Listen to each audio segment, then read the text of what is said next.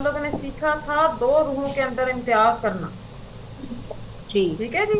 और वो क्या था? खुदा और शैतान। जी जी।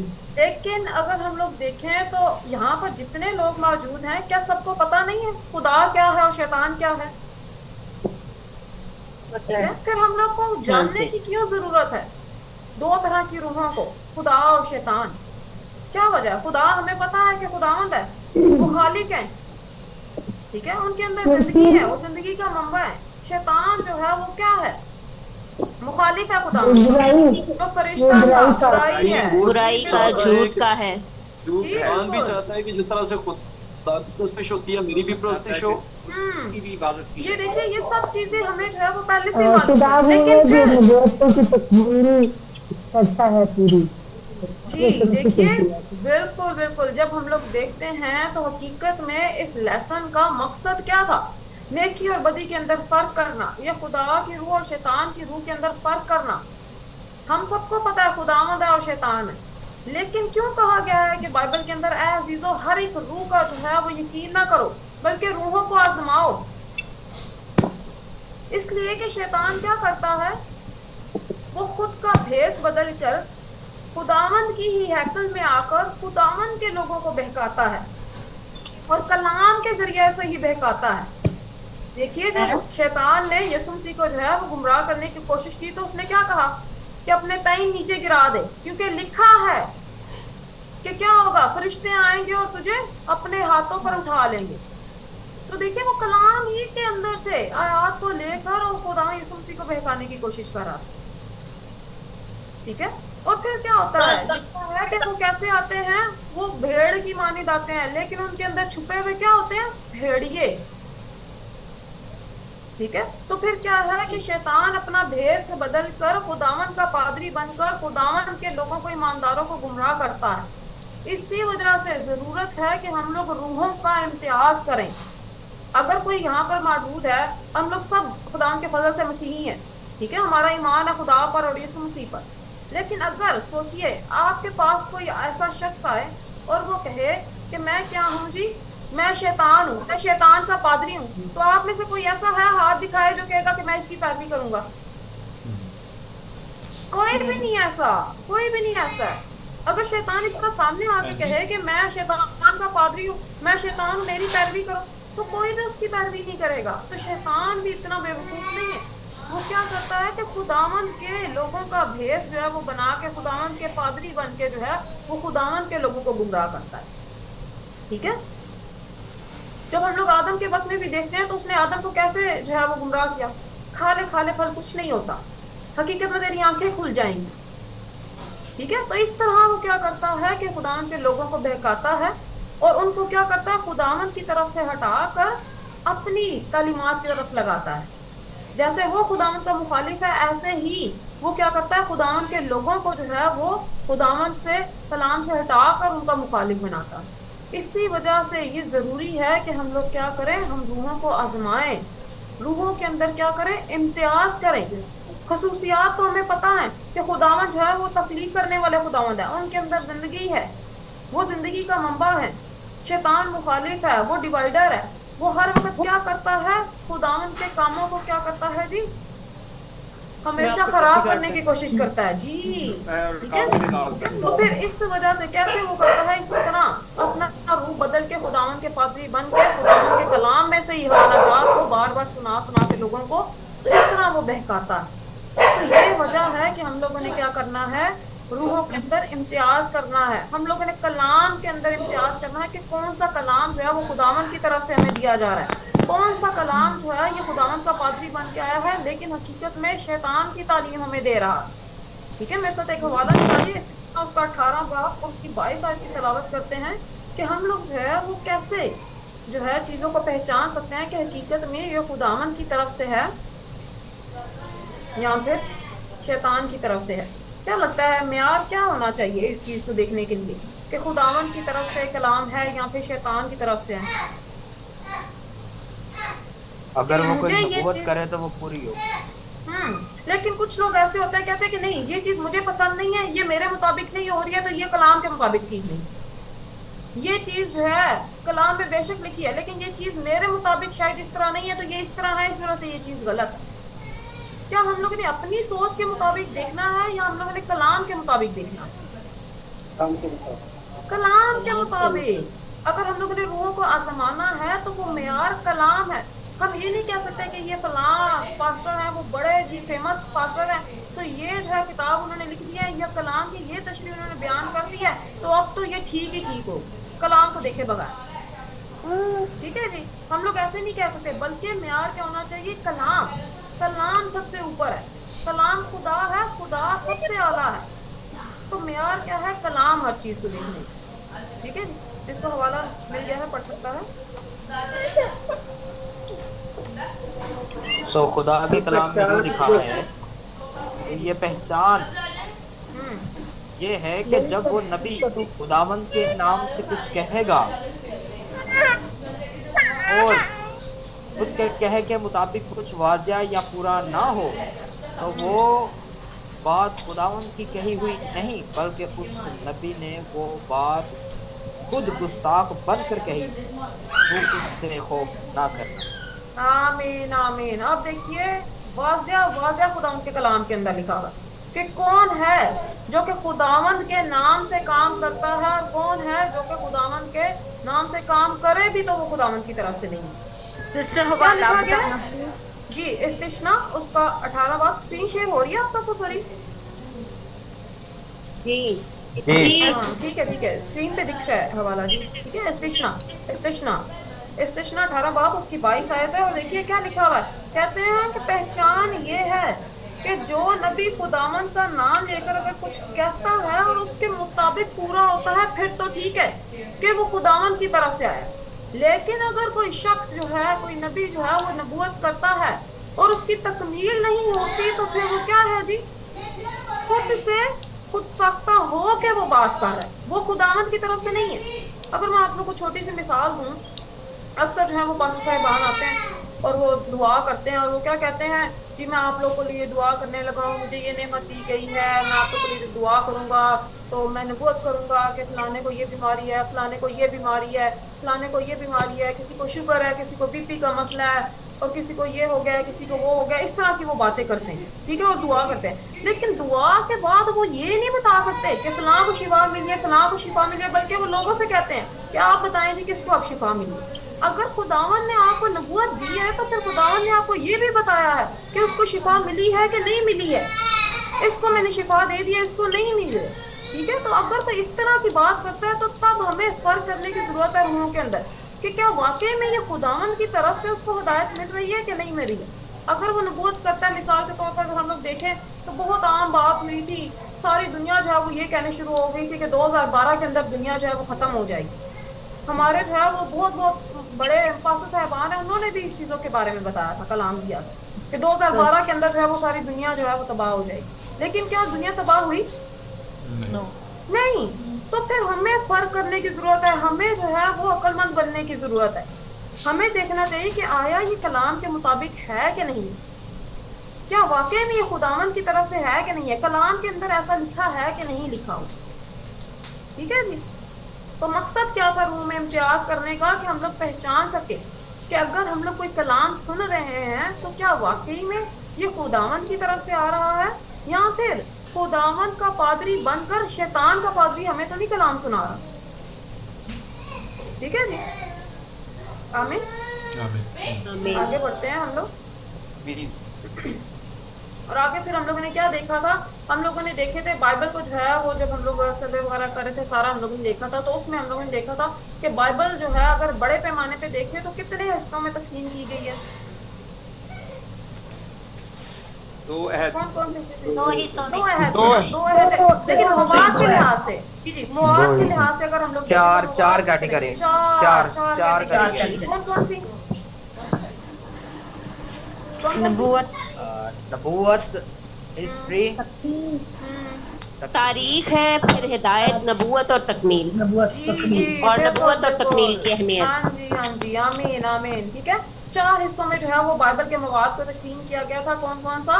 तारीख, हदायत, नबूवत नबूवत और तकमील। तकमील और नबूवत और तकमील की जी अहमियत जी। लास्ट तो में। जब हम लोग देखते हैं तो इसमें से आप मुझे बताइए, आप लोग को क्या तारीख और हदायत का पता है? तारीख का सबको पता है, आदम के वक्त में क्या हुआ, मूसा के वक्त में क्या हुआ, नूह के वक्त में क्या हुआ, है ना, लूत के वक्त जी में क्या हुआ, सबको पता है। जब हम लोग हदायत देखते हैं, हदायत भी हमें पता है, झूठ नहीं बोलना, किसी का कत्ल नहीं करना, अपने पड़ोसी से मोहब्बत रखनी है, खुदावन को एक मानना है।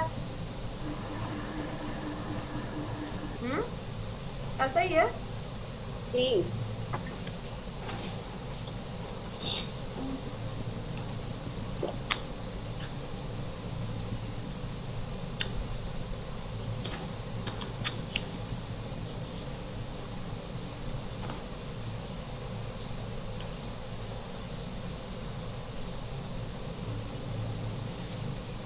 सर जी, माजरत माजरत। अच्छा जी, अब देखिए हम लोग को जो है वो हदायत का पता है, तारीख का पता है, सब हम लोग मसीही होने के नाते हमें पता है, झूठ नहीं बोलना चाहिए, गिबत नहीं करनी चाहिए, कत्ल नहीं करना चाहिए, चोरी नहीं करनी चाहिए, ठीक है, अपने पड़ोसी से मोहब्बत रखो अपनी मानिद, ठीक है जी, खुदावन को एक मानो, उसके बताए गए हुक्मों को जो है वो सर मैनुअल प्लीज आप स्क्रीनशॉट मत लीजिए, आप तस्वीर मत बनाइए, ठीक है जी। तो फिर क्या है कि ये सब चीजें हमें पता है, लेकिन क्या हमें नबूवत और उसकी तकमील का पता है? क्या मुकाशवा के अंदर जो नबूवत की गई है, 7 सर 10 सिंगों वाले हैवान, उसकी तकमील का हमें पता है? क्या मुकाशवा 1 बाब उसकी 20 आयत के अंदर जो लिखा गया है, 7 सितारे 7 चरागदान, क्या हमें उसका पता है? नहीं पता।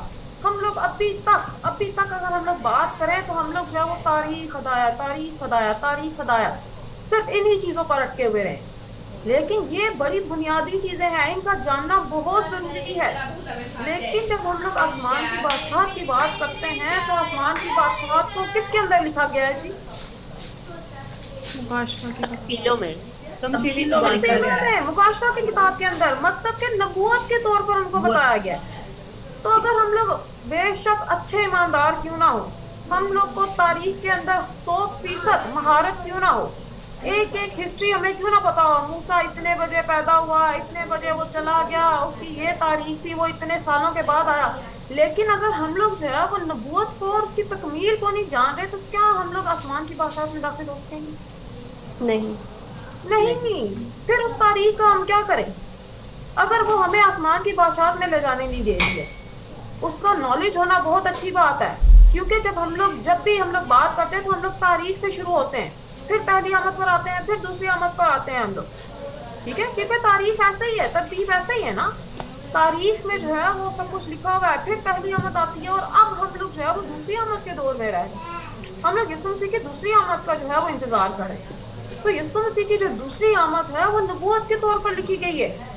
यीशु मसीह की जब दूसरी आमद होगी तो तब खुदावंद की बादशाहत जो है वो तख्लीक होगी। तो अगर हम लोग को नबूवत का नहीं पता, तो क्या जब यीशु मसीह दूसरी आमद पर आ जाएंगे तो क्या हम लोग उनके पास जा पाएंगे? क्या हम लोग उनको पहचान पाएंगे? कभी भी नहीं पहचान पाएंगे। नबूवत को हम लोग सतही तौर पर पढ़ लेते, लफ्ज़ी एतबार से हम लोग पढ़ लेते, लेकिन जब तक हमें उसकी तकमील का नहीं पता होगा, हम लोग नबूवत को समझ नहीं पाएंगे, तो हम लोग जो है वो आसमान की बादशाहत में दाखिल नहीं हो पाएंगे। मिसाल के तौर पर अगर मैं आप लोग को बताऊं तो यहाँ पर जो है अगर हम लोग जो है वो फकी फरीसियों की बात करें, जब यीशु मसीह पुराने अहदनामा की नबूवतों की तकमील के मुताबिक आ गए, तो क्या फकी फरीसी जो है वो यीशु मसीह को हकीकत में उस बरा को पहचान सके जो नबूवत के मुताबिक बरा निजात दहिंदा बनकर आया था? नहीं। नहीं। नहीं। तो फिर आप देखिए, अब हम लोग क्या उनको कहते हैं कि वो ईमानदार है, यहाँ वो आसमान की बादशाहत में जा पाएंगे? क्या लगता है?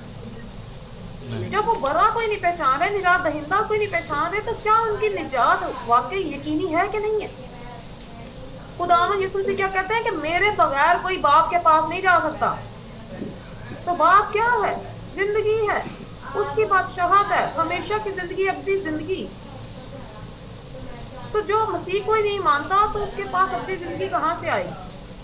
तो यहाँ पर देखिए जो सबसे ज्यादा जो जरूरी चीज है इन 4 मवाद के अंदर, वो क्या है जी? नबूवत और तकमील। नबूवत और तकमील। ठीक है जी। तो ये जो दो हिस्से हैं इनको जानना बहुत ही ज्यादा जरूरी है। इसके बगैर हमारी निजात जो है वो मुमकिन नहीं है, हम लोग निजात को हासिल नहीं कर पाएंगे।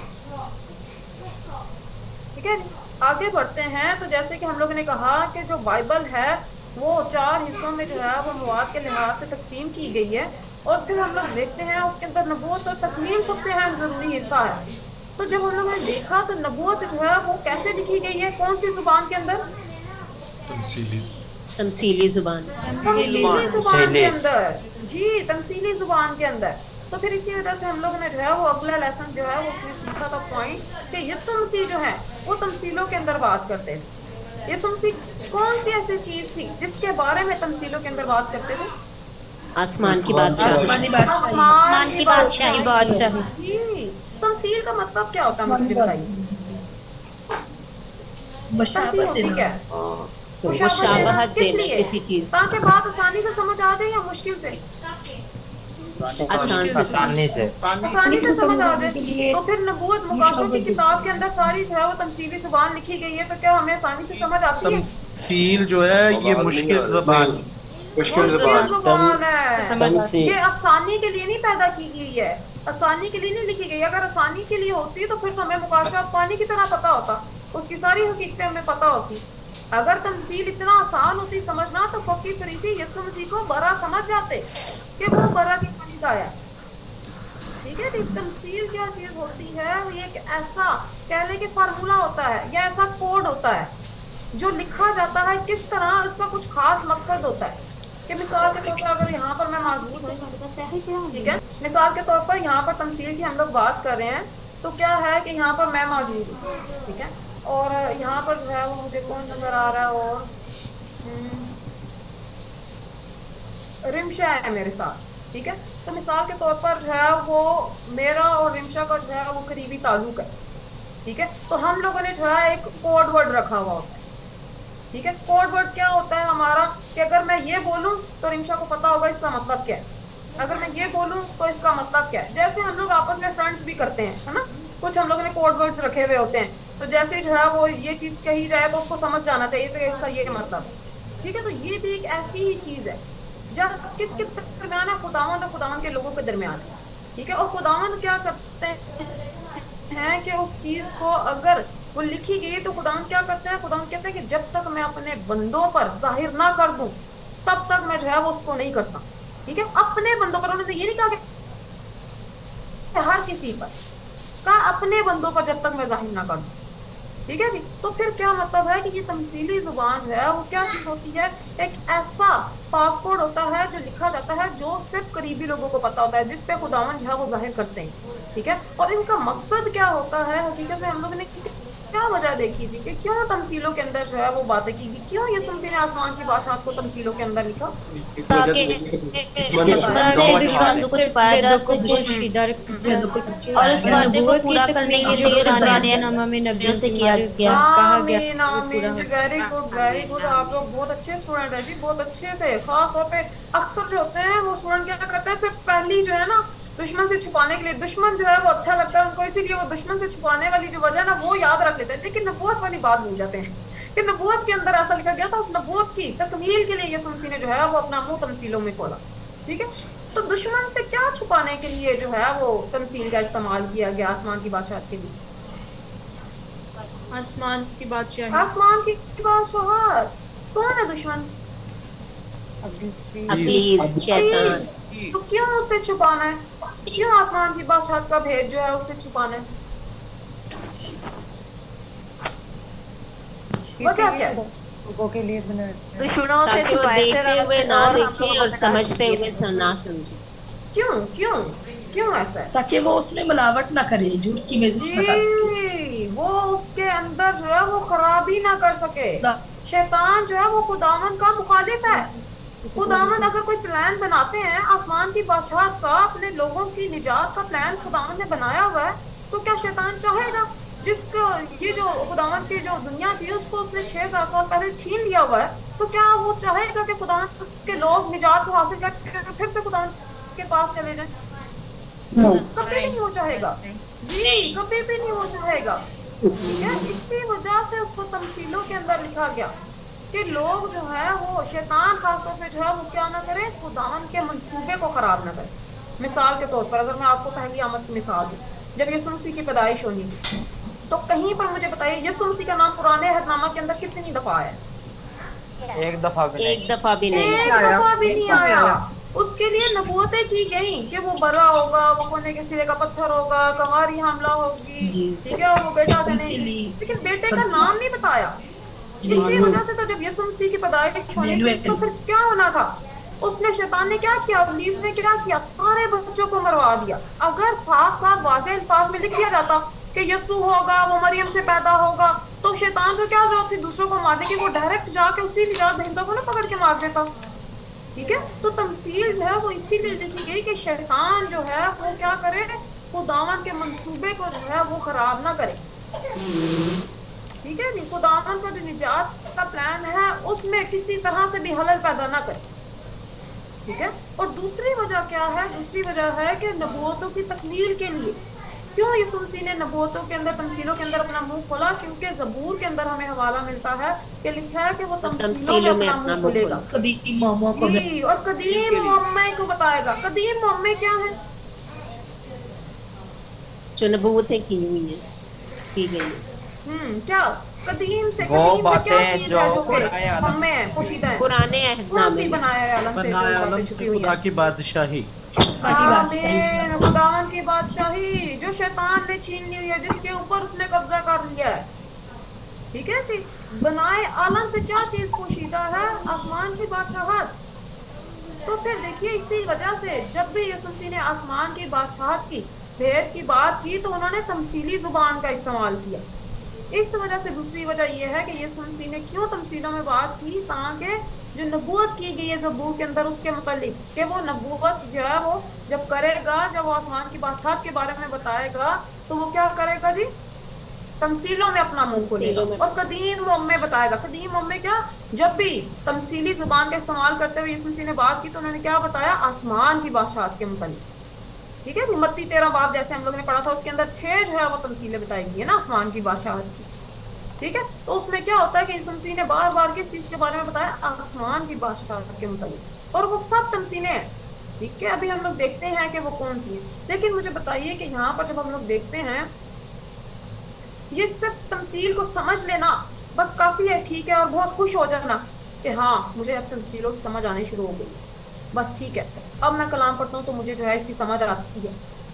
और दूसरों पे जो है इस चीज का जो है वो रोब डालना और बड़ा फख्र के साथ बताना कि मुझे देखे इस तमसील का मतलब पता चल गया, मुझे इस तमसील का मतलब पता चल गया। क्या ये मकसद है तमसील को समझना? आपको तैयार कर सकें इसके लिए, हम लोग दूसरी आमद के लिए खुद को तैयार कर सकें। ठीक है, और देखिए दूसरी आमद का मतलब क्या है? खुदावन की बादशाही आ जाना। खुदावन की बादशाही आ जाना मतलब कि हमारी जो है वो क्या हो जाना? जब जहाँ पर खुदावन होते क्या वहां पर मौत होगी? नहीं होगी। खुदावन जिंदगी है, वो अबदी जिंदगी है। ठीक है, अबदी जिंदगी मतलब क्या कि हम लोग देखिए कितना बड़ा फर्क है, जो लोग तमसीलों को समझते हैं और जो लोग तमसीलों को नहीं समझते। अगर पहली आमद को जो कि हमारे लिए तारीफ हो चुकी है, अगर हम लोग उसकी बात करें तो देखिए कितना आसान हो जाएगा हमारे लिए समझना। जिन लोगों ने पहली आमद पर तमसीलों को समझ लिया, उसके मतलब को समझ लिया, वो तो यीशु मसीह के जो है वो शागिर्द बन गए, वो आसमान की बादशाहत में दाखिल हो गए। लेकिन जो लोग नहीं समझे उनका हिस्सा कहाँ पर है? आग के अंदर। तो देखिए कितना बड़ा फर्क है उन लोगों में जो कि तमसील को समझ जाते हैं और जो नहीं समझते। जहन्नम और फिरदौस, जन्नत और जहन्नम, कितना बड़ा फर्क है। ये कोई आम बात नहीं है। अगर हम लोग तमसील को समझ रहे हैं, उसके मतलब को समझ रहे हैं, ये जिंदगी और मौत की बात है। जो लोग समझते हैं वो जिंदगी को हासिल करते हैं, जो लोग नहीं समझते वो मौत को हासिल करेंगे, वो जहन्नम में जाएंगे। ठीक है, तो ये कोई आम बात नहीं है तमसील को समझ लेना और बड़े खुश हो जाना कि मुझे इसका मतलब पता चल गया, मुझे उसका मतलब पता चल गया। बल्कि इसकी अहमियत को जानिए कि ये हमें अबदी जिंदगी देगा, ये हमें निजात की तरफ ले जाएगा। ठीक है, अगर हम लोग सिर्फ इसको जो है वो सुनकर और इग्नोर कर देते हैं, सिर्फ इल्म के तौर पर ले लेते हैं, तो इसका कोई फायदा नहीं है। तो जब हम लोग ने लेसन सीखा था तो हम लोग ने इसका नतीजा क्या देखा था कि जो लोग तमसीली जुबान को समझ जाते हैं, उनके साथ क्या होता है, उनके गुनाहों का कफारा हो जाता है, वो निजात को हासिल करते हैं। ठीक है जी। और जो लोग तमसील को नहीं समझते हैं, जी जी, जो लोग तमसील को नहीं समझते हैं, क्या होता है कि वो बाहर रहेंगे, वो आसमान की बादशाहत में दाखिल नहीं होंगे, उनके गुनाहों का कफारा नहीं होगा, वो निजात हासिल नहीं कर सकेंगे। इस कदर बड़ा फर्क है तमसील को समझना और ना समझना। ठीक है जी। क्योंकि ये हमें आसमान की बादशाहत में ले जाती है और ना समझी जो है वो हमें 200 की तरफ लेके जाती है। ठीक है जी। आगे बढ़ते हैं। और सबसे पहले मुझे बताइए, हम लोगों ने जो है वो सबसे सबसे बुनियादी जो है वो तमसील कौन सी सीखी थी? बीज की। जामीन आमीन, बीज की। जी बीज की हम लोगों ने देखा था। क्या बीज की बुनियादी क्यों हम लोगों ने कहा है कि ये बुनियादी है? इतना छोटा सा होता है। आमीन आमीन, जी जी। बीज के अंदर क्या आती है? जिंदगी होती है। अब देखिए क्या होता है, बीज जो होता है वो छोटा सा होता है, बीज है ना, और जब उसको जमीन के अंदर बोया जाता है तो क्या होता है, वो छोटा सा बीज जो है वो तनावर दरख्त बन जाता है। ठीक है। और उसके ऊपर क्या होता है, शाखें, पत्ते और फल लगता है। मिसाल के तौर पर अगर सेब का बीज लगाया गया है तो दरख्त बनता है, और फल के तौर पर उसके ऊपर सेब लगते हैं, और सेब के अंदर फिर से बीज होता है। ऐसा ही होता है ना? मतलब कि एक छोटे से बीज के अंदर जिंदगी थी, उसने खुद को मारा, वो गल सड़ जाता है और उसके बाद वो दरख्त बनता है। ठीक है। उसके अंदर से जिंदगी निकलती है, बीज के अंदर से जो है वो जिंदगी निकलती है। ठीक है। और देखिए अब क्या है, जो बीज है वो बोया जाता है, वो जो है दरख्त बनता है, और दरख्त पे क्या होता है, शाखें आती हैं, शाखों के ऊपर पत्ते आते हैं, फिर उनके ऊपर फल लगता है, फिर जो है वो ये सब चीजें अगर हम लोग देखें तो इनके मतलब क्या थे, किसी को याद है? मिसाल के तौर पर बीज कलाम है, परिंदे आकर जो है कलाम का कलाम है खुदा का, इंसान का दिल या दुनिया। इंसान का दिल और दुनिया। ये बीज है ना, दरख्त। और ये बीज जो है वो, बीज का मतलब क्या है? कलाम। और ये कहाँ बोया जाता है? खेत में, इंसान के दिल खेत से में, क्या मुराद है? इंसान के दिल दुनिया, में। इंसान का दिल या दुनिया। जी जी। देखिए कलाम है ना, अगर बीज कलाम है, बीज अगर खेत में बोया जा रहा है तो हम लोग जो है वो कलाम को कहाँ लेते हैं? अपने दिल के अंदर। ठीक है। तो इसी वजह से खेत से क्या मुराद हुई? इंसान का दिल। लेकिन क्या होता है कि बीज जो है वो बढ़ता है, और बढ़ता बढ़ता क्या हो जाता है, तनावर दरख्त बन जाता है, और उसके ऊपर क्या होती हैं? शाखें आती हैं, और फिर क्या होता है, उसके ऊपर पत्ते लगते हैं, और फिर क्या होता है, फल आता है उसके ऊपर। जी। और फिर क्या होता है कि आसमान से जो है वो क्या होता है, परिंदे आकर उस पर बसेरा करते हैं। और फिर हम लोग ने जब तफसील देखी थी मत्ती 13 बाब के अंदर, उन्होंने कहा कि ये क्या है जी? किंगडम ऑफ हेवन, आसमान की बादशाहत। तो क्या मुझे बताइए, इससे पहले कि जब आप लोगों ने ये सारी जो तमसील है इसके मतलब को नहीं सीखा था, तो क्या आपको इसके अंदर आसमान की बादशाहत नजर आती थी? अगर हम लोग लफ्जी एतबार से देखें, अगर हम लोग लफ्जी एतबार से देखें, क्या है जी, हमारे इर्द गिर्द जो है वो इतने दरख्त हैं, उनके ऊपर इतनी शाखें, इतने पत्ते हैं, उनके ऊपर इतने परिंदे आकर बसेरा करते हैं। तो अगर ये आसमान की बादशाहत है तो हमें तो किसी भी दरख्त में जो है वो जाकर उसको लिपक जाना चाहिए, है ना? किसी भी दरख्त की शाख के ऊपर जाके बैठ जाओ और बोलो कि हम लोग आसमान की बादशाहत में दाखिल हो गए। हमारे तो इर्द गिर्द आसमान की बादशाहत बिखरी पड़ी है अगर लफ्जी एतबार से हम लोग देखें। लेकिन हकीकत में क्या हम लोग अगर इसको लफ्जी एतबार से देखें तो हमें आसमान की बादशाहत यहाँ पर नजर आती है?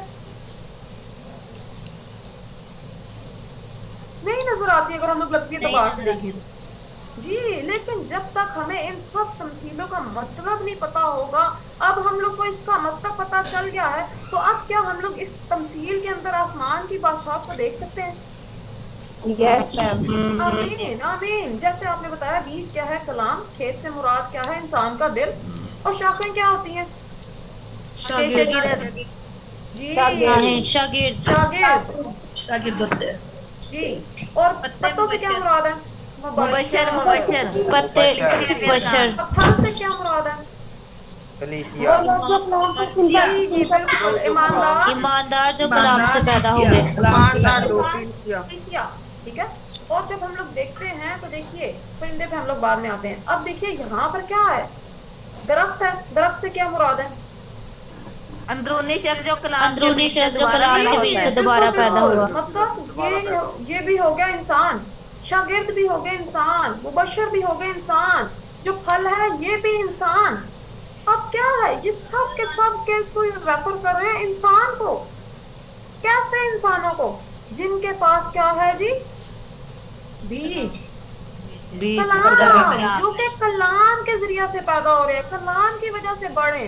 तो अब इन सब के अंदर क्या, इस दरख्त के अंदर, इस शाखों के अंदर, इन पत्तों के अंदर, इस फल के अंदर, क्या सबके अंदर अलग अलग बीज है या ये एक ही बीज से पैदा हुए हैं? सब एक बीज से पैदा हुए। एक ही बीज से एक ही बीज से पैदा हुए हैं, एक ही बीज से पैदा हुए हैं, ठीक है। अब अगर ये जो है ये लोग ही लोग हैं, तो फिर इसका क्या मतलब हुआ कि ये जो हम लोग जिसको आसमान की बादशाह कह रहे हैं, तो अगर हम लोग इनके मतलब को समझे तो अब हमें समझ आ रही है ना कि ये आसमान की बादशाह कैसे है। मतलब कि ये एक तंजीम है। कैसे लोगों की तंजीम है? जो कि खुदा के कलाम के बीच से पैदा हो रहे हैं। मतलब कि ऐसे लोग जो कि एक दरख्त है, दरख्त के इर्द गिर्द ये सब जो लोग हैं, जो शागिर्द जैसे हैं, मुबशर जैसे हैं, जो कलीसिया जैसे हैं, वो जमा हो रहे हैं। तो मतलब क्या ये एक ऐसा चर्च या एक ऐसी तंजीम जिसके अंदर खुदावंद का कलाम है, ये है आसमान की बादशाहत। और जहां पर क्या होता है, कब तक ये आसमान की बादशाहत नहीं बनती? जब तक आसमान से परिंदे आकर इस पर न बसेरा करें। और परिंदे से क्या मुराद है? पाखरू। गैर अक़वाम अक़वाम वाला कौन है जी? गैर अक़वाम में कह रहा है जी। मैं परिंदे से मुराद गैर अक़वाम है। ये रूह है। अच्छा, गैर अक़वाम वाले हाथ दिखाएं जी, गैर अक़वाम वाले हाथ दिखाएं, पाक रूह वाले हाथ दिखाएं, रूह वाले हाथ दिखाएं, जो कहते हैं रूह है, अकेला रूह है। अकेला रूह है। क्यों अकेला रूह है? रूह की कितनी इकसाम है? दो अभी तो एक शैतान की रूह है, एक बाकी रूह है। पाखरू और एक शैतान। जी। तो जब भी परिंदा कहा जाए तो वो रूह है, जब पाक रूह कहा जाए तो वो खुदा की रूह है, जब बदरू कहा जाए तो वो शैतान की रूह है। ठीक है जी। तो जब परिंदा है तो वो क्या है? सिर्फ रूह है, गैर अक़वाम नहीं है। कलाम के मुताबिक हम लोग ने देखा था परिंदे से क्या मुराद है? रूह है। ठीक है जी। अब देखिए, अब ये आसमान से उतर रहा है। अगर ये आसमान से उतर रहा है और इसको आसमान की बादशाह कहा जा रहा है, तो फिर इसका क्या मतलब है? ये कौन सी रूह हुई? पाकरू खुदावंद की रूह जी, खुदा की रूह। यीशु मसीह पे आई थी। आमीन आमीन। तो फिर मुझे बताइए, यहाँ पर खुदावंद यीशु मसीह कहाँ पर है? फिर अगर ये खुदावंद यीशु मसीह पर आई थी तो रूह, इन सब चीजों में खुदावंद यीशु मसीह कहाँ पर है?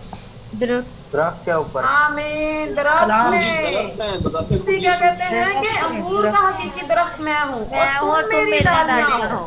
डालियां किसको कहा गया है? डालियां हम लोगों को, हम लोगों को, शागिर्दों को, जो पहली आमद पर आए थे। जो 12 कौन शिगिर्द कहते है, हैं? हम लोगों शागिर्दों को, को, हम जो लोगों 12 को, शिगिर्द 12 है, शाखों को, हम लोगों को। कौन कहता है हम लोगों को? 12 शिगिर्द, 12 शिगिर्द। 12 शागिर्द हैं। पहली आमद पर हम कहाँ थे भाई?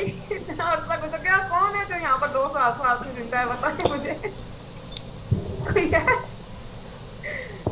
हाँ जी, ठीक है। अगर यीशु मसीह दरख्त हैं तो डालियां जो हैं उनके शागिर्द हैं।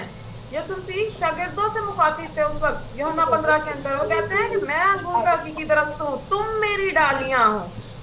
ठीक है जी। तो अगर यहाँ पर जो है यीशु मसीह जो है वो इस दरख्त की मानिंद है। ठीक है। और वो कौन से बीज से पैदा हुए थे? खुदावंद के कलाम के बीज से। ठीक है जी। और उनकी डालियां जो है, शाखें जो है, वो कौन बने थे? 12 शागिर्द। यीशु मसीह की जो डालियां थी वो 12 शागिर्द थे, ठीक है। और मुबशर से मुराद हम लोग परिंदे क्यों, सॉरी, ये जो पत्ता है, पत्ता, इसी को क्यों हम लोग मुबशर कह रहे हैं? क्योंकि फल आने से पहले पत्ते आते हैं, क्योंकि ये शफा का काम करते हैं। आमीन, ये शिफा का काम करते हैं। जब हम लोग मुकाशरों की किताब के अंदर देखते हैं तो लिखा हुआ है कि जिंदगी का दरख्त है और उसके पत्ते हैं और वो कौमों के लिए शिफा का बाइस है, ठीक है जी। और कैसे शिफा का बाइस है? अब आप लोग यहाँ पर जो है वो बहुत से मुबशरान भी यहाँ पर मौजूद हैं, ठीक है। आप लोग कैसे लोगों के लिए शिफा का जो है वो बाइस है? जब आप दूसरों के साथ जाके सच्चाई के कलाम को शेयर करते हो तो आप उनकी रूहों के लिए शिफा का बाइस है। इस वजह से पत्तों को जो है वो क्या कहा गया है कि ये दवाई है, जिंदगी की दवाई है जो लोगों को शिफा देती है, ठीक है जी। इसी वजह से पत्तों को जो है वो मुबशर कहा, ठीक है जी। और खास बात इसमें याद रखने की क्या है कि पत्ते, फल, शाखें, ये सब जो है इनके अंदर एक ही बीज है। जब हम लोगों ने सेब का बीज लगाया, उसका दरख्त निकला, उसके ऊपर बड़े सारा और ज्यादा सेब लगे, तो जब हम लोग उस सेब को भी काटते हैं तो उसके अंदर से भी सेब का ही बीज निकलता है ना। तो फिर देखिए कि एक एक चीज के अंदर एक ही बीज है। मतलब क्या ये एक ऐसी तंजीम है जो आसमान की बादशाहत है, जिनके अंदर सब लोगों के अंदर एक ही बीज है जो कि खुदा का बीज है। तो अगर एक ऐसी तंजीम है जो कि खुदावंद के कलाम के बीज से पैदा हुई है, तो फिर ये तमसील जो है हमें समझ आती है कि ये अब आसमान की बादशाहत है। क्यों आसमान की बादशाहत है? क्योंकि खुदावंद यहाँ पर इनके साथ है, खुदा की रूह यहाँ पर आके इनके साथ बसेरा किए हुए है। आमीन जी। जहाँ पर खुदावंद होते हैं वहां पर उनकी बादशाहत होती है, ठीक है जी। तो अब देखिए जब हम लोग इस सारी तमसील के एक एक मतलब को समझते हैं तो अब हमारी रूहानी आंखें खुली है ना। अब हमें आसमान की बादशाहत इसमें दिख रही है। इससे पहले तो हम लोग यही समझते थे आम का दरख्त, उसके ऊपर परिंदा आ गया, जिसको आम पसंद है आम का दरख्त आसमान की बादशाह, जिसको सेब पसंद है उसके लिए सेब का दरख्त आम की बादशाह, है ना जी। या हम लोगों ने इसको शायद इतना सोचने की कोशिश ही नहीं की होगी कि इसका क्या मतलब है, क्यों ऐसा लिखा गया, दरख्त को क्यों आसमान की बादशाह कहा जाए, ठीक है। लेकिन खुदावन का फजल है, खुदावन ने हमें चुना है और हम लोग को यहाँ पर लेकर आए हैं ताकि हम लोग क्या कर सके, हम लोग इस तरह खुदावन के आसमान के बादशाह के भेदों को जान सके। आमीन आमीन आमीन आमीन, ठीक है जी। आगे बढ़ते हैं और मतलब आप लोगों ने जो है वो मुझे आमीन आमीन, आप लोगों ने जो है वो सारी चीज़ों को बता दिया है और हम लोगों ने जो है वो इसको डिस्कस कर दिया है, ठीक है। और एक और हम लोगों ने जो है तमसील जो है वो देखी थी मत्ती 13 बाब के अंदर। किसी को याद है और कौन कौन सी तमसीलें थी जो हम लोगों ने सीखी हैं? जाल की और राई के दाने की तमसील, राई के दाने की, खमीर जी, खमीर और राई के दाने, तमसील बुराक और अमीर, बिल्कुल बिल्कुल। और हम लोगों ने देखा था एक शख्स था, देखिए एक शख्स था कि अपने खेत के अंदर जो है वो बीज को बोता है, लेकिन क्या लिखा हुआ था कि एक आदमी जिसने अपने खेत के अंदर अच्छा बीज बो दिया। अच्छा बीज क्यों कहा गया, बुरा क्यों नहीं कहा गया, या सिर्फ बीज क्यों नहीं कहा गया, अच्छा क्यों कहा गया? अच्छा बीज बो दिया। फिर ये आदमी कौन है? ये खेत कौन है? यीशु मसीह ने बोया था, यीशु मसीह ने बोया था। यहाँ पर आदमी से क्या मुराद है? खुदावंद यीशु मसीह, जिन्होंने अपने खेत के अंदर जो है वो बीज बोया था। तो यहाँ पर फिर खेत से क्या मुराद हुई? दुनिया। कौन सी दुनिया? यीशु मसीह की दुनिया कौन सी है? इंसान का दिल, हम अच्छा देखिए, खेत से मुराद क्या है? इंसान का दिल, छोटे पैमाने पे, ठीक है। लेकिन छोटे पैमाने पे अगर इंसान का दिल है तो उसके अंदर हम लोग क्या बोलते हैं? बीज, कलाम, ठीक है। और कलाम के जरिया से जिनके दिलों के अंदर कलाम होता है वो ईमानदार होते हैं, वो यीशु पे ईमान रखते हैं। तो वो क्या है? यीशु के खेत के अंदर मौजूद है। तो फिर ईमानदार एक जगह पे खेत की मालिक कहाँ पर जमा होते हैं? चर्च में। जी, तो अगर बड़े पैमाने पे अगर हम लोग बात करें तो इंसान का दिल चर्च या फिर दुनिया, और यीशु मसीह की दुनिया कौन सी है? वो है चर्च, जहाँ पे ईमानदार लोग जी, और वो चर्च में जमा होते हैं। ठीक है जी। और देखिए यहाँ पर क्या लिखा गया है कि अपने खेत में, ऐसे नहीं कह दिया कि एक आदमी ने जिसने खेत में, बल्कि क्या लिखा है अपने खेत में। अपने खेत। और यीशु मसीह का खेत फिर क्या हुआ? चर्च, जहाँ पे ईमानदार जमा होते हैं। और अच्छा बीज, क्योंकि ये यीशु मसीह बोल रहे हैं इस वजह से ये अच्छा बीज है। लेकिन इस तरह कह के क्यों बयान किया गया? सिर्फ क्या इस खेत के अंदर अच्छा ही बीज बोया गया था? अच्छा बोया था बाद नहीं, शैतान आया था। कड़वा बीज भी बोला गया था। कड़वा बीज। यस, शैतान। जब कलाम को हम लोग देखते हैं तो क्या लिखा हुआ था कि सोते में दुश्मन आया और वो जो है, अपने माइक्स को पीछे मत रखिए, दुश्मन आया और उसने क्या किया कि उसने जो है कड़वे दाने भी बो दिए। इस वजह से जो आदमी है जो कि यीशु मसीह को जो है वो जाहिर करता है, उसके लिए जब उसको रेफर किया जा रहा है तो तब अच्छा बीज लिखा जा रहा है। ठीक है, तो यहाँ पर हम लोग को समझ आई कि यहाँ पर भी देखिए आसमान की बादशाहत की बात की जा रही है। ठीक है, और जैसे हम लोग ने कहा कि तमसील का जो नतीजा होता है वो जिंदगी और मौत है, तो यहाँ पर भी देखिए जब खेत की हम लोग बात कर रहे थे तो आगे हवाला जात जब हम लोग पढ़ते हैं तो वहां पर क्या होता है, जो गेहूं थी उसको जमा किया जा रहा था खत्ते के अंदर, लेकिन जो कड़वे दाने थे वो खेत के अंदर ही रह दिए थे। क्यों छोड़ दिए थे खेत के अंदर? ताकि जला दिए जाए। मतलब क्या कि वो हमेशा की अब्दी आग के अंदर जला दिए जा रहे हैं, जहन्नुम के अंदर। लेकिन जो अच्छी गेहूं है, जो अच्छे बीज से पैदा हुई है, जो खुदा यीशु मसीह के कलाम से पैदा हुई है, उसका नतीजा क्या हो रहा था? वो खत्ते में आसमान की बादशाहत में जमा हो रहे थे। तो ये इतना बड़ा फर्क है तमसील को समझना ना समझना और खुदावंद के बीज से पैदा होना और ना पैदा होना। ठीक है, इसी वजह से बुनियादी मिसाल जो है वो बीज की है। यीशु मसीह भी कहते हैं, कहते हैं अगर तुम बीज की मिसाल को नहीं समझ सकते तो फिर तुम किसी चीज को नहीं समझ सकते। ठीक है जी, तो ये कोई इतनी छोटी सी कोई बात नहीं है बीज की मिसाल को समझना, ये जिंदगी और मौत के बारे में बात। ठीक है जी, और इसी तरह बिल्कुल हम लोगों ने जो है वो राई के दाने की भी बात की थी। ठीक है, और उसके बाद जब हम लोगों ने देखा था, देखो गेहूं क्या होता है? खाना होता है, खुराक होती है। फिर हम लोगों ने रूहानी खुराक के बारे में सीखा था, और रूहानी खुराक के अंदर अगर हम लोग बाइबल के अंदर जो है वो खास तौर पे बात करें तो हम लोग ने किसके बारे में सीखा था? मन के बारे में सीखा था, खमीर के बारे में सीखा। ठीक है, अब मन क्या चीज होती है? मन भी एक खाने की इकसाम है। ठीक है जी, मन भी एक खाने की इकसाम है ना। तो देखिए जब हम लोग इसको देखते हैं तारीख के अंदर, तो किस वक्त में आया था? मूसा के वक्त में आसमान से मन उतरा, और वह जिस्मानी मन था, उन्होंने खाया। और यीशु मसीह क्या कहते हैं? तुम्हारे अबाउजदाद ने भी आसमान से मन उतरा, खाया वीराने के अंदर, और क्या हो गए? मर गए। जिस्मानी खुराक, वो मर गए। क्या फायदा वो आसमान का खाने का जो आसमान से भी उतरा, उसके खाने के बाद अब मर गए। ठीक है, लेकिन जब हम लोग देखते हैं तो हकीकत में इस खाने से क्या मुराद थी? जब खुदा यीशु मसीह ने दुआए रुबानी सिखाई तो उसमें भी वो खाने की बात करते हैं। आपको पता खुदा को कितना हमारा ख्याल है? कहते हैं रोज तुम रोज की रोटी मांगो, रोज की रोटी मांगो। कौन कौन बिरयानी मांगता है रोज? एक दिन छोड़ के चिकन कढ़ाई मांगता है खुदावन से। फरजाना साहिबा मुझे लगता है चिकन कढ़ाई मांगते हैं या बिरयानी, ऐसा ही है जी?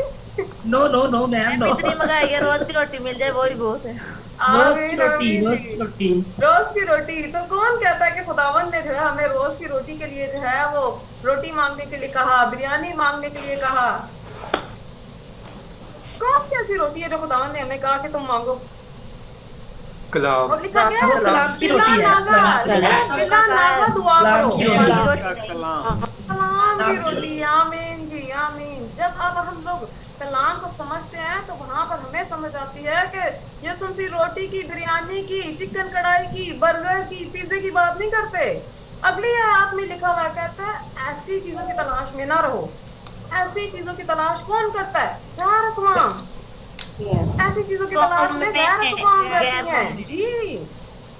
बल्कि तुम खुदावन की बादशाहत को, उसकी रास्तबाजी को देखिए, खुदावन की बादशाही और उसकी रास्तबाजी, ठीक है, उसकी तलाश करो तो ये चीजें तो मैं तुम्हें सारी चीजें तुमको मिलती जाएंगी। तो ये सब तो खुदावा यीशु मसीह ने हकीकत में जब दुआएं सिखाई तो उन्होंने हमें आसमान की बादशाहत मांगने के लिए कहा।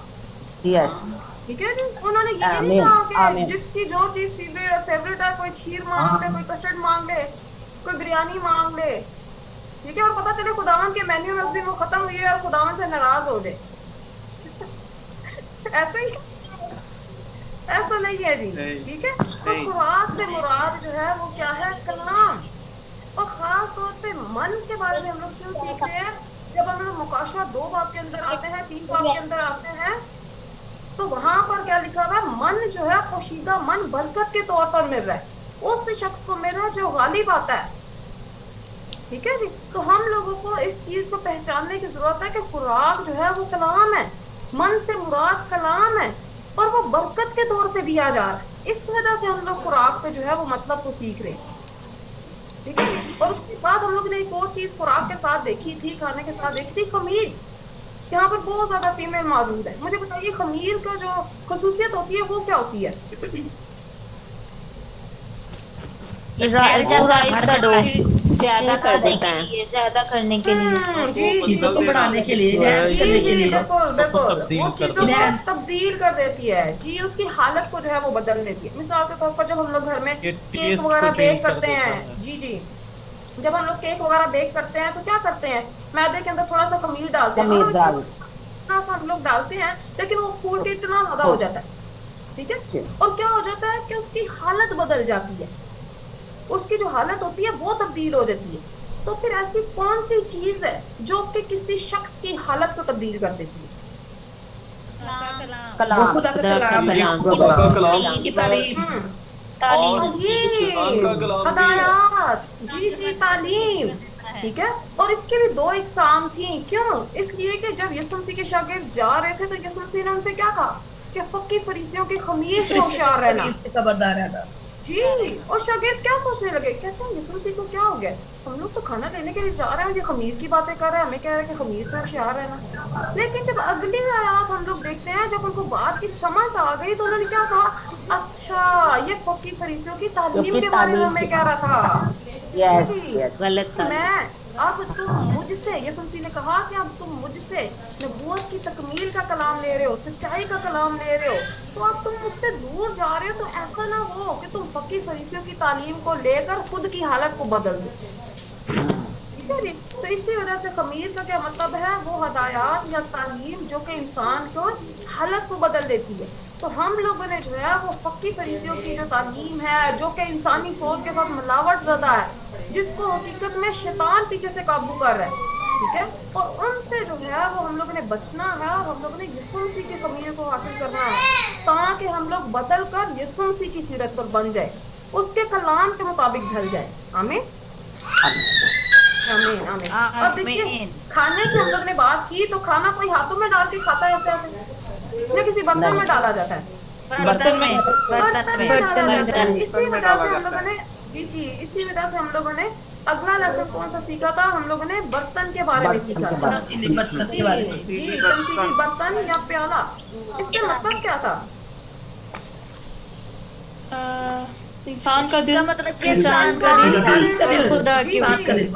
जी जी बिल्कुल, इंसान का दिल। क्यों? देखिए, ये भी एक बर्तन की मानिंद है जिसके अंदर जो है वो खुराक डाली जाती है। अगर खुराक खुदावन का कलाम है तो वो हम लोग कहाँ डालते हैं? अपने दिल में। अपने दिल के अंदर। ठीक है, तो इसका क्या मतलब हुआ? प्याले से क्या मुराद हुई? इंसान का दिल, या वो शख्स जिसके पास खुदावन का कलाम, खुदावन की खुराक मौजूद है। ठीक है जी, तो प्याले से क्या मतलब होता है? इंसान का दिल या इंसान जिसके पास कलाम हो। ठीक है, और अगर देखिए मिसाल के तौर पर यहाँ पर जो है वो समिया साहिबा हैं मौजूद। समिया साहिबा, जब आप अपने बच्चों के लिए, फैमिली के लिए खाना बनाती हैं, तो क्या खाना आप प्लेटों में, कटोरियों में डालकर तो किचन में छोड़ देती है, या डाइनिंग टेबल पे रख के बच्चों को सर्व करती है, फैमिली को सर्व करती है?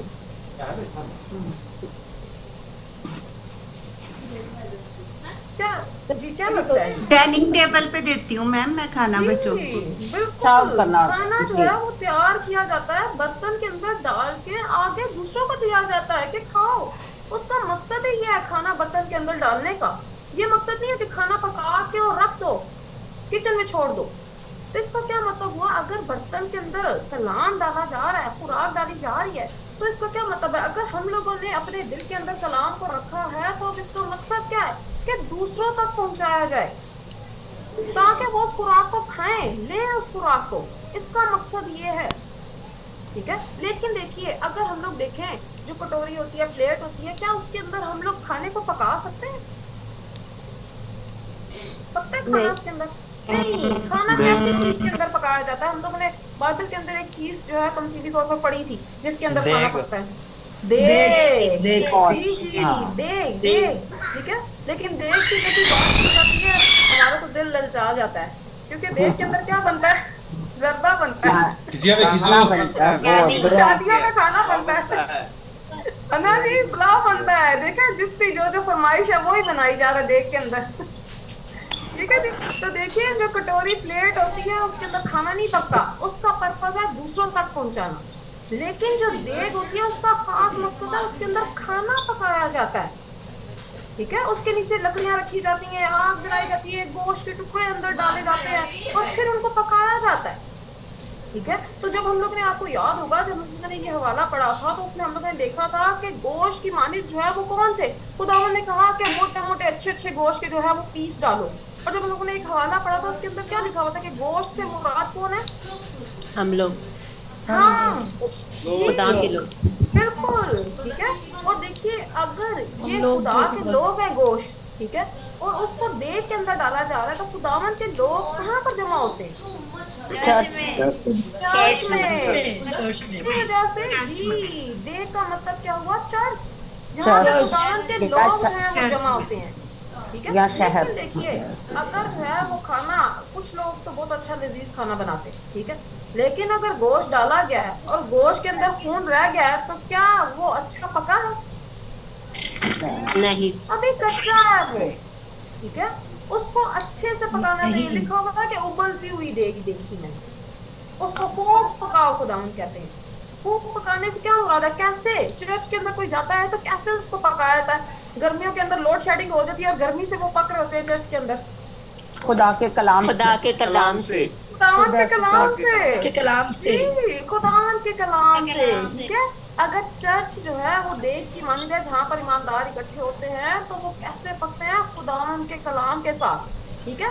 एक जो है वो डिफरेंट स्टेजेस होती है ना खाने की। पहले वो थोड़ा सा जो है वो फ्राई होता है, फिर हल्का हल्का सा जो है वो पकता है, फिर वो प्रॉपर तरीके से 100% पकता है जो खाने के काबिल होता है, यस। ठीक है। इसी तरह जब हम लोग कलाम में देखते हैं तो कलाम के मुताबिक लिखा हुआ है कि तुम्हें जो है वो कैसी खुराक खाने की जरूरत है? सख्त खुराक खाने की जरूरत है। वो भी हम आने वाले लेसन में सीखेंगे। लेकिन यहाँ पर जो है वो हमें समझ आई कि देग से क्या मुराद है? जहाँ पर ईमानदार लोग जमा होते हैं, और वो चर्च है जहाँ पर ईमानदार लोग होते हैं जमा, और वो कलाम के जरिया से जो है वो पकते हैं, ठीक है। और ऐसी वो अच्छी कंडीशन के अंदर होते हैं कि खुदावंद जो है वो उसको पसंद करते हैं। और एक और हम लोग ने मिसाल कौन सी देखी थी देग की? उसके अंदर क्या लगा हुआ था? जंग लगा हुआ था। जंग लगे होने से जी, जंग लगे होने से क्या हुआ था? देग जो है वो गंदी है, वो साफ नहीं है। तो क्या कोई ऐसा शख्स यहाँ पर है जो कि गंदे बर्तन के अंदर खाना पसंद करे? या कोई ऐसी माँ है जो गंदे बर्तन के अंदर अपनी फैमिली को, अपने बच्चों को खाना देना पसंद करे? नहीं मैम, बिल्कुल भी नहीं, बिल्कुल भी नहीं। तो अगर ईमानदार ऐसी जंग लगी हुई देग के अंदर, ऐसे जंग लगे हुए चर्च के अंदर मौजूद होंगे, तो क्या खुदावंद उस चीज को पसंद करेंगे? नहीं मैम, बिल्कुल भी नहीं, उसको पसंद करेंगे, ठीक है। तो ईमानदार होने के नाते हम लोगों ने फर्क करना है, और हम लोगों ने खुद को इस चीज के लिए जांचना है कि मैंने कौन सी देग में पकना है, जिसके अंदर जंग लगा हुआ है, जिसके अंदर, जंग से क्या मुराद है? झूठी तालीम, झूठी तालीमात जो किसी झूठे पादरी के जरिए से दी जाती है। तालीमात झूठी कैसे हो जाती है? मिसाल के तौर पर हम लोग बड़े आसानी से जब हम लोग जो है वो बात करते हैं तो हम लोग कह देते हैं कि, मिसाल के तौर पर अगर मैं आपसे ही पूछूं तो मुझे बताइए, पहली आमद पर झूठी तालीम कौन दे रहे थे? क्यों? उनको तो खुदावंद की तरफ से शरीयत मिली थी, वो तो मूसा की शरीयत को मानते थे। मूसा को तो खुदावंद ने खुद अपने हाथ से कर दिया। लेकिन वो बेटों को नहीं समझ पा रहे।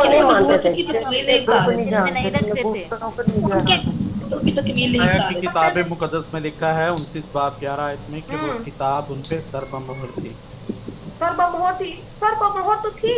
वो नबूवतों को नहीं जानते थे, उनको जो है वो कलाम की जो है वो समझ नहीं थी, लेकिन था तो वो खुदा का ही कलाम ना। वो कलाम में मिलावट करते थे, मिलावट करते थे, ये बात है जी। कलाम के अंदर एक आपकी तारीफ देते थे। मिसाल के तौर पर यसुम मसीह जो बरा थे वो आ भी गए, तो फिर भी वो कहते थे नहीं हम कुर्बानी ज़िबा करेंगे, हमारा निजात दहिंदा नहीं आया। वो अपने कलीसिया को भी यही तालीम देते थे कि कुर्बानी करो, निजात दहिंदा नहीं आया।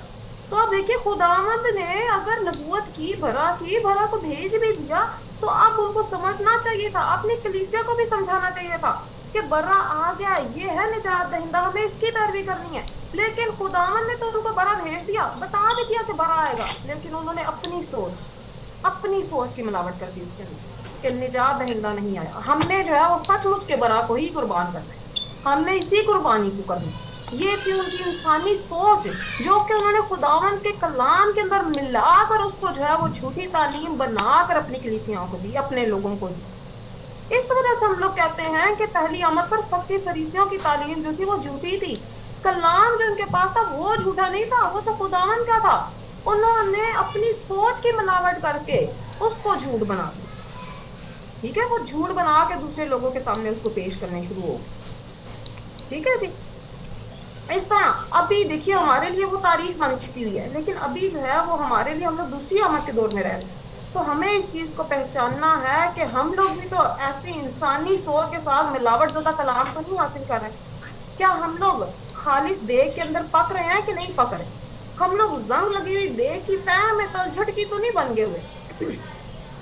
ठीक है जी, हम लोगों ने इस चीज़ को देखना है, क्योंकि देखिए लेसन को समझने का मकसद जो है वो सिर्फ ये नहीं होता, जैसे मैंने आपको पहले भी बताया कि बहुत अच्छा जी, आमीन आमीन, बड़ी बरकत मिली है, हमने ऐसा कलाम नहीं सुना था, आज हम लोग को ये पता चल गया। पता तो चल गया, लेकिन आपने अपनी ज़िंदगी में इस पर क्या अमल किया? यही कि मैंने झूठ नहीं बोलना, मैंने कत्ल नहीं करना, अपनी बदियों को दूर कर दे, ये ईमानदार होने के नाते बुनियादी बातें हैं जो आपके अंदर होनी चाहिए। लेकिन खुदावंद के नबूवत की तकमील के कलाम पे आप कैसे अमल करें?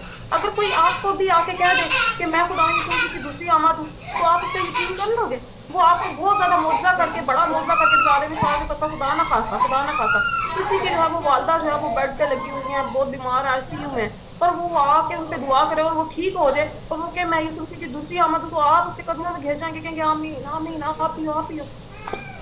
या हमें इम्तियाज करने की जरूरत है, रूहों को जांचने की जरूरत है कि हकीकत में क्या ये खुदावंद की तरफ से आ रही है। कभी देखिए अगर हम लोग पुराने अहदनामा में देखें तो बहुत से लोग हैं जो कि मोजज़ात के जरिया से जिंदा हो गए, जिन्होंने शिफाएं पाई, लेकिन आखिर को तो वो मर गए ना। क्या उनके पास अब्दी जिंदगी आई? क्या उन्होंने अब्दी जिंदगी हासिल की? खुदावंद यीशु मसीह क्या चाहते हैं कि हम लोग मर जाएं या हम लोग अब्दी जिंदगी को हासिल करें? अब्दी जिंदगी हासिल करें। ठीक है, वो कलाम है जो हमारी रूह को जिंदा रखता है, जो हमें अब्दी जिंदगी देगा। मोजज़ात होना जिंदगी के अंदर बहुत बड़ी गवाही होती है, बहुत अच्छी बात है, लेकिन अगर हम लोग ने फिर भी मर जाना है तो फिर हम उस मोजे को थोड़े अरसे के लिए क्या करें? ठीक है जी, हमेशा की जिंदगी की तरफ जो है वो गामजन होना चाहिए। कहाँ से हमें हमेशा की जिंदगी में मिलेगी? जिस्म तो वो तो पानी है, वो तो खत्म हो जाएगा, रूह जिंदा रहेगी। रूह ने जो है वो अब्दी जिंदगी को हासिल करना है, अब्दी आग में जलना है। आमीन जी।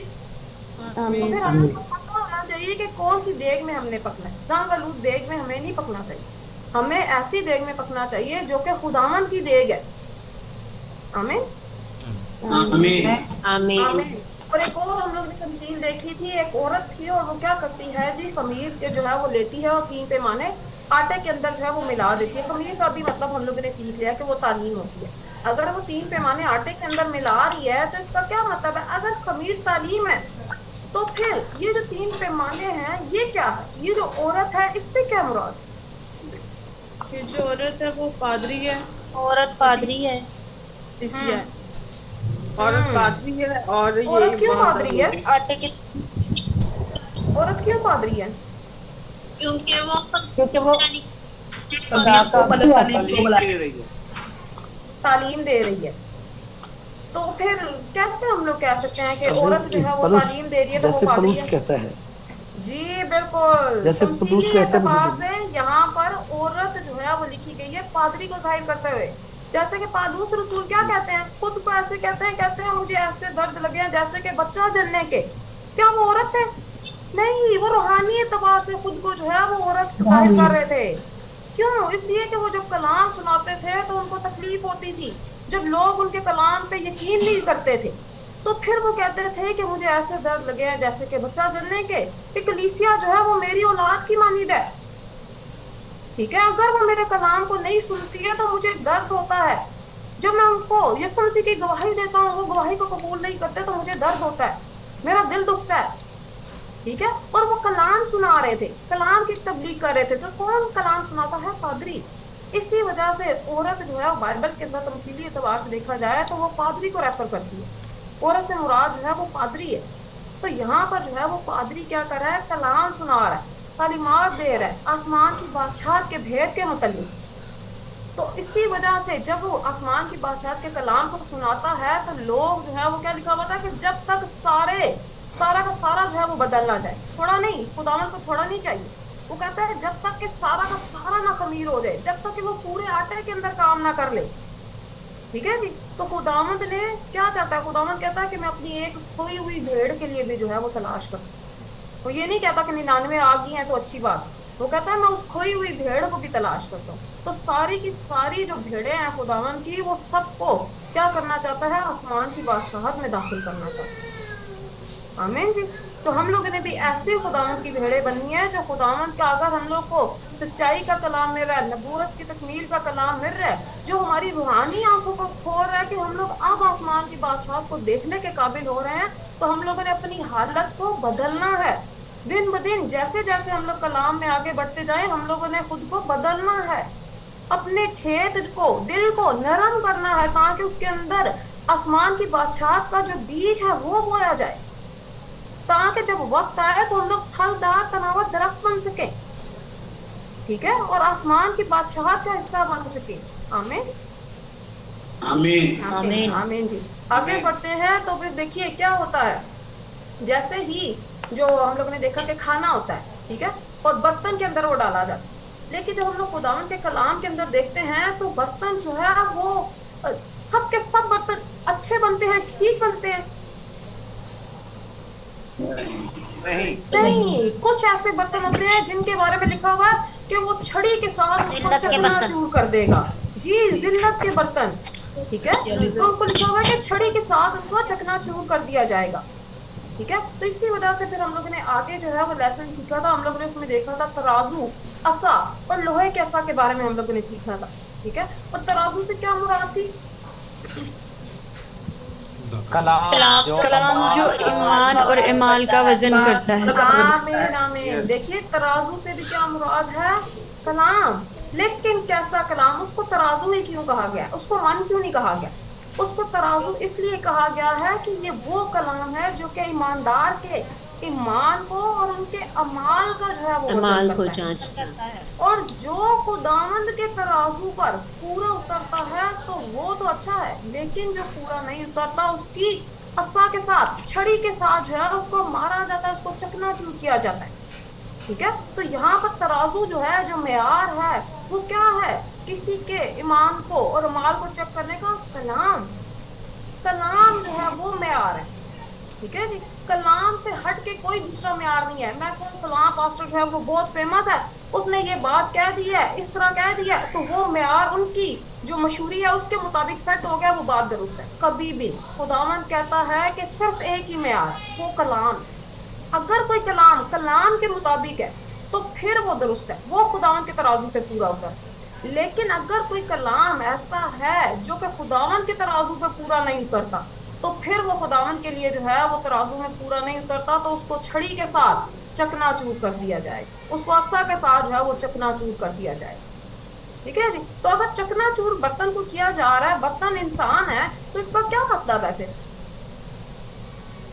टांगे अलग, बाजू अलग, सर अलग, धड़ अलग है, चकनाचूर। अदालत करना कलाम के मुताबिक अदालत करना, कलाम के जरिए से अदालत करना।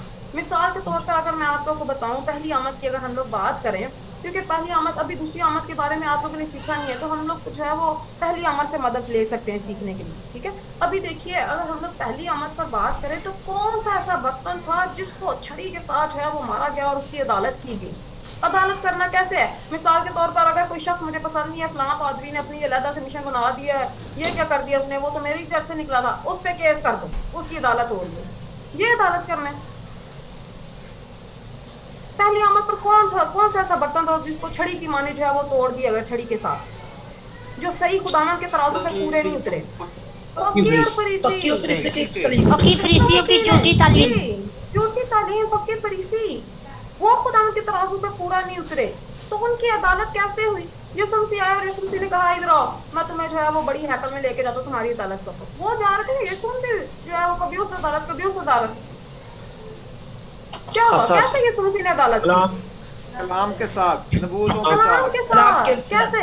कलाम के साथ कैसे की अदालत? यीशु मसीह ने कहा आओ मेरे साथ डिबेट करो, मैं ये कहता हूँ तुम ये कहो, मैं ये कहता हूँ मैं वो तुम ये कहो, ऐसे कैसे अदालत? क्योंकि यीशु मसीह अपने कलाम के जरिए से इनके यहाँ चुपना चाहते थे। यीशु मसीह ने, आप लोग को याद है फकीर फरीसी के बारे में क्या कहा? एसाम के बच्चे, उनको क्या कहा? एसाम के बच्चों। सांप क्या है? शैतान। शैतान। सांप क्या है? शैतान मतलब इब्लीस। अगर फकीर फरीसियों को शैतान कहा जा रहा है तो इसका क्या मतलब है? उनकी निस्बत किसके साथ है? इब्लीस के साथ। इब्लीस के साथ। तो फिर यीशु मसीह ने क्या उनकी हकीकत को जाहिर नहीं कर दिया लोगों पर आके ये कह के उनको कि एहसान के बच्चों कि तुम्हारा ताल्लुक जो है वो शैतान के साथ है? अंदरूनी मतलब बता देते थे। और इससे पहले किसी को नहीं पता था। सब लोग तो उनके तो इतने बड़े बड़े चर्चेस थे, इतनी बड़ी बड़ी हैकलें उन्होंने बनाई हुई थी, इतनी उनकी कलीसिया थी। और फकीर फरीसियों के बारे में ऐसा कहा जाता था कि अगर वो 3-4 लोग जमा होकर कहीं पर बाइबल के बारे में कुछ लिख दे तो वो जो है वो समझ ले के डिग्री की मानी साबित हो जाता था। कहते थे कि नहीं, ये 3-4 फरीसियों ने बैठ के बाद लिख दिया कलाम के मुताबिक तो ये दुरुस्त है। इस कदर उनको कलाम आता था, इतने लोग उनके पैरोकार थे। लेकिन यीशु मसीह जब आए तो उनको पता चला, उन्होंने उसकी हकीकत को जाहिर किया कि एहसान के बच्चों तुम्हारा बाप सांप है, इब्लीस है, झूठों का बाप है। ठीक है, जब भी वो बोलता है झूठ बोलता है। तो सिर्फ यीशु मसीह थे जिन्होंने इस तरह अदालत के कलाम के साथ उनकी अदालत की, उनकी हस्तियों को जाहिर किया, उनकी हकीकी हस्तियों को जब बताया कि ये इनका ताल्लुक शैतान के साथ है, इनकी तालीमात जो है वो शैतानी तालीमात है, मिली जुली मिलावट ज़्यादा तालीमात है, इंसानी सोच के मुताबिक है। तो ये था उस वक्त उनकी अदालत करना, उनकी हस्तियों को जाहिर कर देना लोगों पर। ठीक है जी, तो ये होती है रूहानी एतबार से अदालत करना। सचमुच में किसी को सूं कर देना, पत्थर मार देना, गोली मार देना, ये अदालत की बात नहीं की जा रही, कलाम के जरिए से अदालत की जा रही है। कलाम के जरिए से अदालत की जा रही है।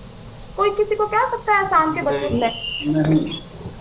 हाँ बिल्कुल नहीं, ऐसी बात नहीं है। लेकिन खुदावन ने सांप ही क्यों कहा? खुदावन ने उनकी निस्बत को बताया कि सांप इब्लीस है, शैतान है, तुम्हारा ताल्लुक शैतान के साथ। ठीक है जी, ये होती है अदालत करना। असा के साथ जो है वो अदालत करना, मतलब के वो कलाम या फिर वो इंसान जिसके पास ऐसा कलाम। ठीक है मैम, एक और बात बताई गई थी कि ये कलाम खुदावंद यीशु मसीह के तलक से था और वो तालीम कलाम से दे रहे थे, लेकिन यीशु मसीह की मुखालफत कर रहे थे। बिल्कुल बिल्कुल ऐसे ही था। मैंने आपको बताया ना, वो खुदावंद का दिया हुआ कलाम जो है वो बरा तो मान रहे थे, लेकिन जब निजात दहिंदा आ गया तो उसको नहीं मान रहे थे। कहते हैं यीशु मसीह हम तुझ पे ईमान रखते हैं, खुदावंद हम तुझको मानते हैं।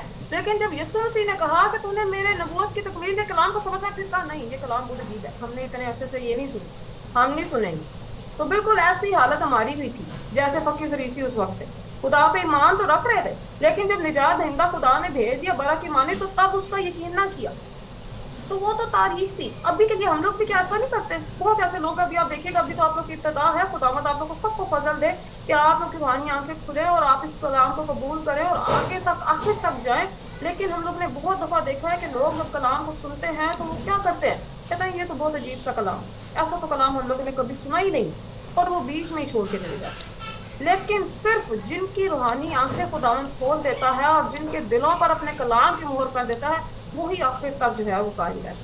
और लिखा है जो आखिर तक जो है वो बर्दाश्त करेगा, वही क्या करेगा जी, आसमान की बादशाहत में जो है वो दाखिल हो सकेगा। आमीन आमीन। जब हम लोग लोहे की असा की बात करते हैं तो देखिए ये भी जो है वो छड़ी की मानी होता है ना, लेकिन क्यों कहा जा रहा है लोहे का असा? साथ में क्या लिखा गया? रॉड ऑफ आयरन, लोहे का असा।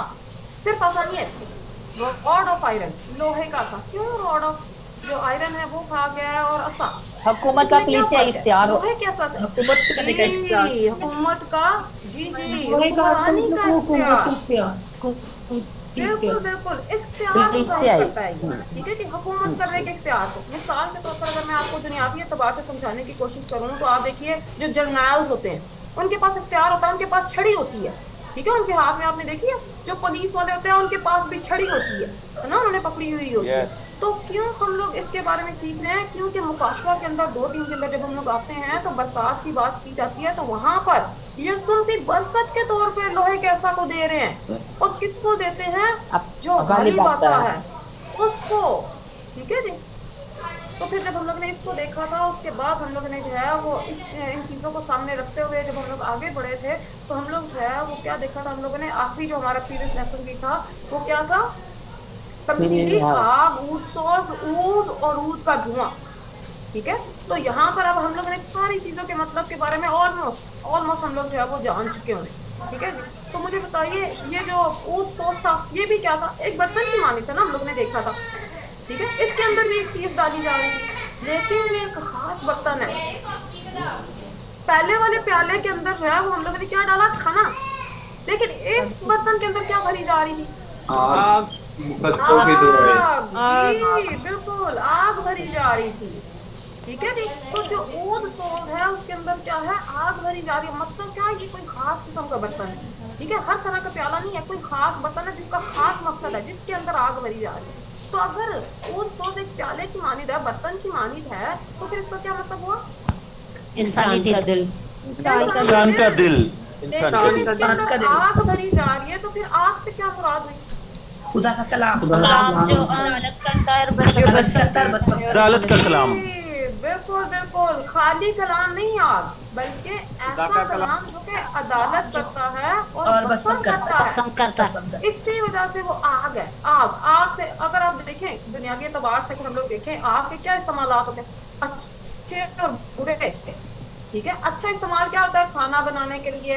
अगर आप मेडिकल फील्ड में देखें तो जो औजार वगैरह इस्तेमाल होते हैं, जो टूल्स इस्तेमाल किए जाते हैं, उनको स्टेरलाइज करने के लिए, जरासीमों से पाक करने के लिए इस्तेमाल किया जाता है, इम्प्यूरिटीज को, बिल्कुल बिल्कुल, इम्प्यूरिटीज को हटाने के लिए। लेकिन अगर बुरा इस्तेमाल देखें तो इससे जो है वो तबाही हो जाती है, ठीक है। तो फिर ये दो तरह के इस्तेमाल हैं आग के। तो बिल्कुल इसी वजह से जो आग है उसका क्या मतलब किया गया है कि दो तरह का उसके काम है। एक तो वो भस्म करता है और दूसरा अदालत करता है, जी।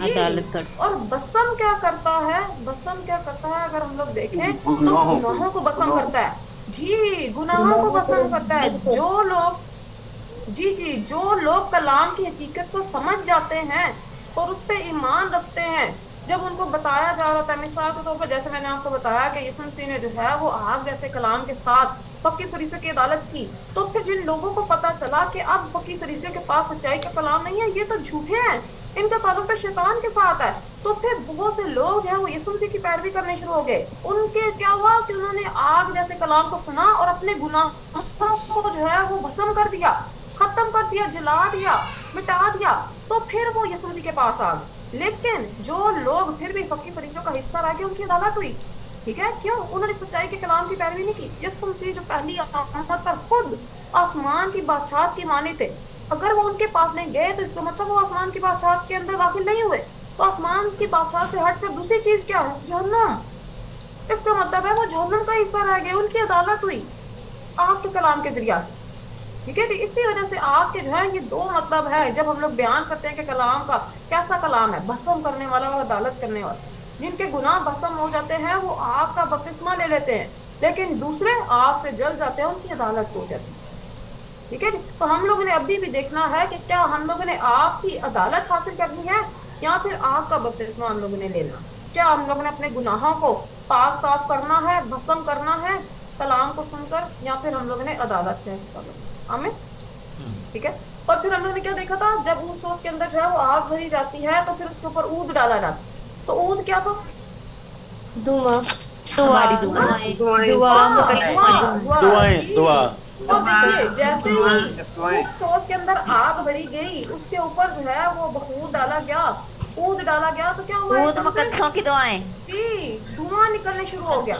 तो फिर वो धुआं क्या था, तो आज आसमान में कबूल जो हुई। खुदा तक तो आज आसमान में जो खुदा के सुर जी, पहुंचे, जी, वो दुआएं जो आसमान जो खुदा- तक खुदावन तक पहुंचती हैं, ठीक है। लेकिन देखिए अभी हम लोग को इन सारी चीजों का मतलब तो समझ आ गया, लेकिन यहाँ पर अगर मैं कहूँ कि मेरी दुआ खुदावन सुनते हैं और मेरे पास ऊद तो हो लेकिन उसके अंदर आग ना हो और फिर मैं दुआ करूँ, तो क्या ये आसमान तक पहुंचेगी? नहीं पहुंचेगी। धुआं जो है देखिए, ये बहूर की माना जाता है। कलाम के मुताबिक जी ये मुकद्दसों की दुआएं हैं, ठीक है जी, जो आसमान तक पहुंचती हैं। तो बराए मेहरबानी इंसानी तालीमात से परहेज किया जाए क्लास के अंदर। अच्छा जी, अब देखिए अगर जो है मैं आग ले लूं, ठीक है, और मैं जो ऊद सॉस है वो ना लूं, तो फिर क्या मेरी दुआएं जो है वो आसमान तक पहुंचेंगी? नहीं। इसका क्या मतलब है कि ये जो पूरी तरतीब है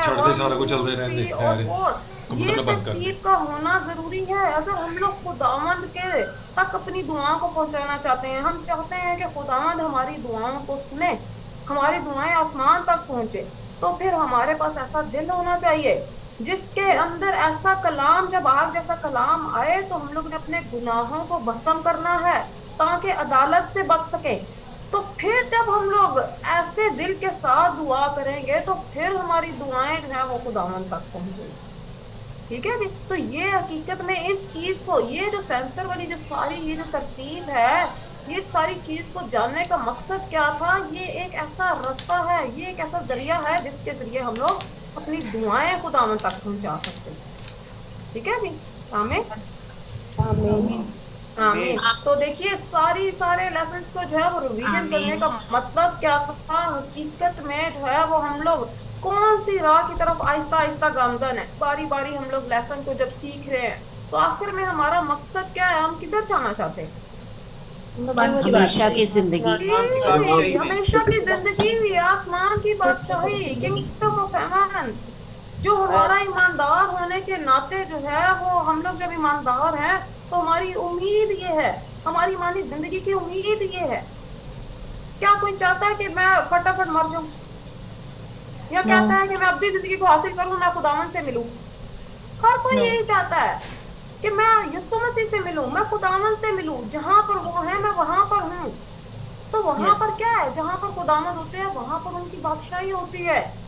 तो ईमानदार होने के नाते हमारी उम्मीद क्या है, आसमान की बादशाहत में जाना, हमेशा की जिंदगी को हासिल करना, निजात को हासिल करना, जी ठीक है। और वो कैसे मुमकिन है जब हमारे पास निजात का, सच्चाई का, गवाही का, नबूवत की तकमील का कलाम होगा।